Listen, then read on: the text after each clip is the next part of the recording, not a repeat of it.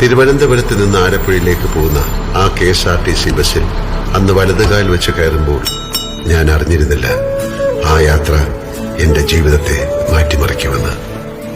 മഞ്ഞിൽ വിരിഞ്ഞ പൂക്കൾ എന്ന സിനിമയിൽ അഭിനയിക്കാനുള്ള അവസരം തേടിപ്പോവുകയായിരുന്നു ഞാൻ. യാത്രകളുടെ വിരസത മാറ്റാൻ കൂടെയുള്ള യാത്രക്കാരുടെ അനക്കങ്ങളും ഭാവങ്ങളും ശ്രദ്ധിക്കുക, അവരുടെ മനസ്സിനുള്ളിൽ എന്താവും എന്നൊക്കെ വെറുതെ ചിന്തിക്കുക എന്നൊരു സ്വഭാവം അന്നും എനിക്കുണ്ടായിരുന്നു.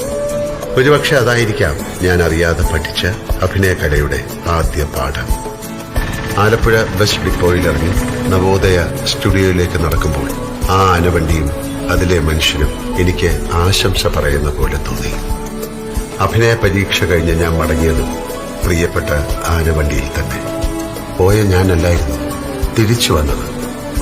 പിന്നീടുള്ള മോഹൻലാലിന്റെ ജീവിതം എന്നേക്കാൾ നിങ്ങൾക്കറിയാം.